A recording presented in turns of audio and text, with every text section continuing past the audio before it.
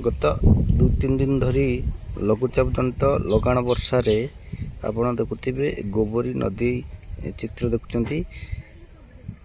गोबरी नदी रे बे बढ़िबार लागिछि एवं जो भली भाव परिस्थिति आपण देखुचंती आउ जदि दिन 2 दिन भली कंटिन्यू करे वर्षा लघुचाप जनित वर्षा ताहले बन्या सृष्टि हो जा फल रे नदी कूलिया रहिथिबा घर द्वार एवं जो माने फसल करथिबे से मध्य प्रभावित हेबे और नष्ट होबार आशंका करा होची।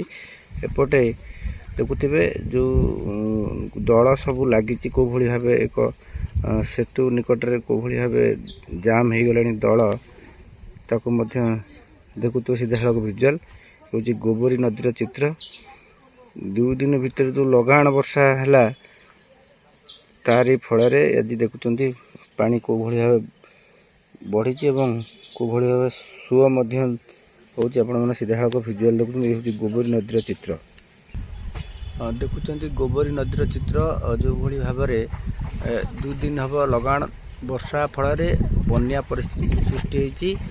आउ जदि 2 दिन भली वर्षा कंटिन्यू करे ताहले निश्चिंत भाव प्रभावित हेबे गोबरी नदी कूलिया जो लोक मान रहउथिबे घर द्वार क्षति हब एवं पानी रे प्रभाव रे जो कड़े करचंती नदी कूल रे जो फसल मध्य नष्ट होबार आशंका करा होउची। ये होची चित्र देखुन ताजा चित्र गोबरी नदीर चित्र।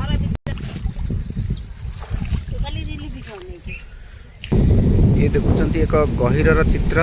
आपण माने देखुथिबे वर्षा 2 दिन तळे जो वृद्धि हैला जा फल रे ये बिल सब सुखिला देखा होतला। एबे देखुचंती जलार्णव हो जायछि एवं गोबरी नदीर पानी तार ओवरफ्लो होईकी से किछि अंचल मध्य जलार्णव होईछि।